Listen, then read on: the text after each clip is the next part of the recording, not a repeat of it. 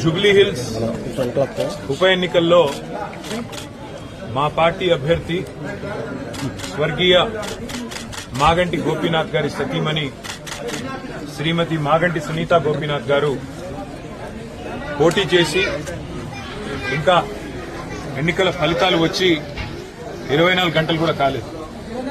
సరే, ఎన్నికల్లో అధికార పార్టీ చేసిన అరాచకాలు, అధికార యంత్రాంగాన్ని అడ్డం పెట్టుకుని చేసిన దుర్మార్గాలు, ఎలక్షన్ కమిషన్ చేష్టలుడిగి కళ్లప్పగిచ్చి చూసిన వైనం, ఎన్నిటి ఫలితంగా మేము ఇన్నిటి ఎన్నికల్లో సాంకేతికంగా ఓడిపోవడం జరిగింది.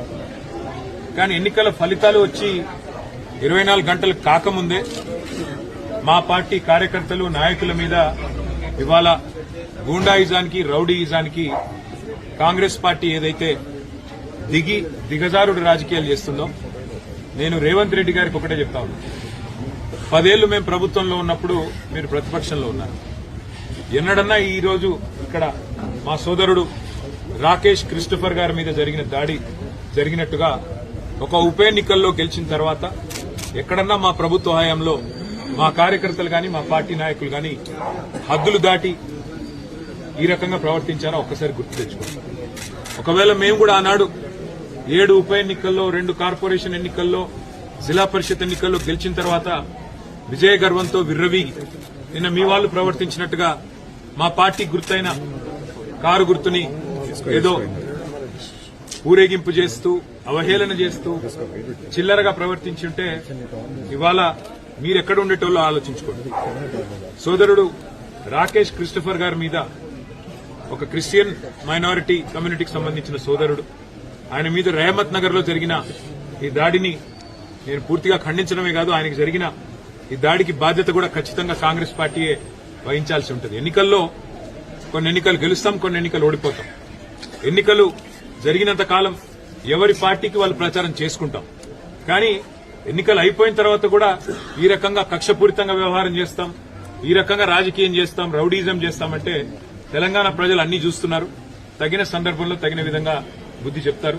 నేను తమ్ముడు రాకేష్ క్రిస్టోఫర్ గారికి, వారి కుటుంబానికి, వారి శ్రీమతికి, వారి కూతురికి, వారి కుమారుడికి, వారి తండ్రి గారికి అందరినీ కలిసినాము. విష్ణువర్ధన్ రెడ్డి గారు, సునీత గారు, కౌశిక్ రెడ్డి గారు, అట్లాగే మా నాయకులు అందరం కూడా కలిసి, మా కార్పొరేటర్లు అందరం కూడా కలిసి ఆ కుటుంబానికి ధైర్యం చెప్పడానికి, ఎన్నికలు మా కూకట్పల్లి ఎమ్మెల్యే కృష్ణారావు గారు అందరం కూడా వచ్చి వారికి ధైర్యం చెప్పే ప్రయత్నం చేస్తా ఉన్నాం. అట్లాగే నేను ఇంకొక మాట కూడా ఇస్తా ఉన్నా, ఎన్నికల ముందు చెప్పాను, మళ్లీ చెప్తా ఉన్నా.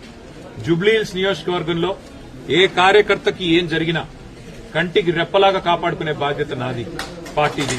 వదిలిపెట్టే సమస్య లేదు. ఒక ఎన్నికల్లో గెలవచ్చు, ఒక ఎన్నికల్లో ఎదురుదెబ్బ తగలొచ్చు, కానీ కార్యకర్తల విషయంలో మాత్రం ఎక్కడ ఎవరికి ఏ అన్యాయం జరిగినా, ఎక్కడ ఎవరికి ఏ చిన్న నొప్పి కలిగినా తప్పకుండా ఇదే రకంగా వాళ్ళ ఇంటి ముందుకు వస్తాం. అర్ధగంటలో వస్తా అని చెప్పినా ఇలా వచ్చినాం. రేపు కూడా ఇట్లే ఉంటాం. మంగళవారం నాడు జూబ్లీహిల్స్ నియోజకవర్గ కార్యకర్తల సమావేశం కూడా ఏర్పాటు చేస్తా ఉన్నాం. ఆ రోజు మిగతా అన్ని విషయాలు కూడా డీటెయిల్డ్ గా మాట్లాడుకుందాం. కానీ ఖచ్చితంగా ఈ రోజు జరిగిన ఈ దాడికి కాంగ్రెస్ బాధ్యత తీసుకోవాలి. మరి కాంగ్రెస్ పార్టీగా ముఖ్యమంత్రి రేవంత్ రెడ్డి బాధ్యత తీసుకోవాలి. మీరు కనుక సంయమనంతో వ్యవహారం చేయకపోతే, విజయ గర్వంతో ఇట్లాగే విర్రవీగితే తప్పకుండా ప్రజలు బుద్ధి చెప్తారు, తప్పకుండా మేము కూడా బుద్ధి చెప్పాల్సిన పరిస్థితి వస్తుందని చెప్పి కూడా కాంగ్రెస్ నాయకులకు చెప్తూ, రాకేష్ క్రిస్టోఫర్ గాని అట్లాగే జూబ్లీహిల్స్ నియోజకవర్గంలో ఉన్న కష్టపడి పనిచేసిన కార్యకర్తలందరికీ శిరస్సు వంచి వారికి ధన్యవాదాలు. ఎందుకంటే గతంలో మాకు 80,000 ఓట్లు వస్తే ఇప్పుడు కూడా 75,000 ఓట్లు వచ్చినాయి. ఓట్లేం తగ్గలేదు, కేవలం 5,000. అది కూడా ఇన్ని రిగ్గింగులు, ఇన్ని గూండాగిరి, ఇన్ని దొంగ ఓట్లు, ఇన్ని పైసలు వంచి, చీరలు వంచి, కుక్కర్లు వంచి, ఇన్ని కథలు పడ్డాక ఆడికి కూడా 75,000 ఓట్లు మా అభ్యర్థికి వచ్చినాయి, మా పార్టీకి వచ్చినాయి. ఇదేమి స్వల్ప సంఖ్య కాదు. తప్పకుండా తిరిగి మళ్లీ భవిష్యత్తులో కొడతాం. జూబ్లీహిల్స్ లో మళ్లీ గులాబీ జెండా ఎగిరేస్తాం. Thank you. సరే, ఎవరిది అహంకారమో ఎవరిది ఏందో నిన్న వాళ్ళు విజయ గర్వంతో తీసిన ఊరేగింపులోనే కనబడ్డారు. మేము ఎన్నో ఎన్నికలు గెలిచాం గతంలో. ఎప్పుడన్నా ఇంత అహంకారపూరితంగా ఒక పార్టీ గుర్తును అట్లా బజార్లో ఈడుస్తూ క్రేన్లు పట్టుకుని అంత చిల్లరగా ఎప్పుడన్నా ప్రవర్తించామా? గతంలో అట్లాంటి ఎన్నికల్లో కాంగ్రెస్ పార్టీకి డిపాజిట్లు కూడా రాలేదు. అట్లని చెప్పేసి కాంగ్రెస్ పార్టీ గుర్తునేమన్నా గాడిదనెక్కి ఊరేగింపులు చేశామా? అహంకారం ఎవరిదో, ఆత్మవిశ్వాసం ఎవరిదో, భవిష్యత్ ఎవరిదో తప్పకుండా తెలంగాణ ప్రజలు నిర్ణయిస్తారు.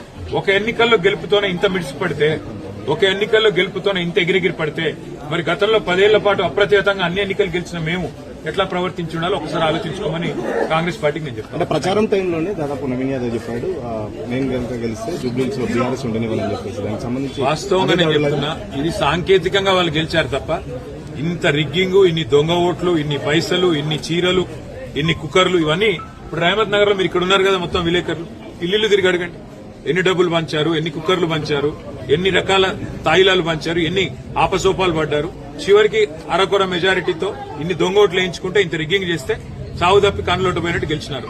అదో గెలుపు అనుకుంటే అది వాళ్ళ కర్మ. మీరు గతంలో చెప్పిన 20,000 ఓట్లు దొంగోట్లు ఉన్నాయని చెప్పి పవర్ పాయింట్ ప్రజెంటేషన్ ఇచ్చారు. వాళ్ళ మెజార్టీ కూడా నష్టపోతుంది. భవిష్యత్తులో మీరు ఈసీ దీనిపై చర్యలు తీసుకొని ఎటువంటి కార్యక్రమం? ఎలక్షన్ కమిషన్ కాదు, తెలంగాణ ప్రజలే ఆలోచించాలి. ఎన్ని రకాల ప్రలోభాలు, ఎన్ని రకాల కుట్రలు, ఎన్ని రకాల కుతంత్రాలు, ఇవన్నీ ప్రజలు కూడా చూస్తున్నారు. మొత్తం ఎలక్షన్ రోజు ఏం జరిగిందో ప్రజలు చూశారు. కాబట్టి భవిష్యత్తులో మిగతా అన్ని విషయాలు మాట్లాడుకుందాం. ఇవాళ మాత్రం కేవలం మా సోదరుడు రాకేష్ క్రిస్టోఫర్ గారికి, వారి కుటుంబానికి, జూబ్లీహిల్స్ నియోజకవర్గంలో ఉన్న ప్రతి కార్యకర్తకు ధైర్యం చెప్పడానికి నేను ఇక్కడికి వచ్చినాను. తప్పకుండా భవిష్యత్తులో కూడా ఇదే స్థాయిలో, ఇదే పద్దతిలో ఎక్కడ ఎవరికి చిన్న ఇబ్బంది కలిగినా వారి దగ్గరికి వస్తాము, వారికి అండగా నిలబడతాము. కాంగ్రెస్ పార్టీ గుండాయిజం మానుకోకపోతే ప్రజలే బుద్ధి చెప్పే విధంగా ప్రజల్ని కూడా చైతన్యం చేస్తాం.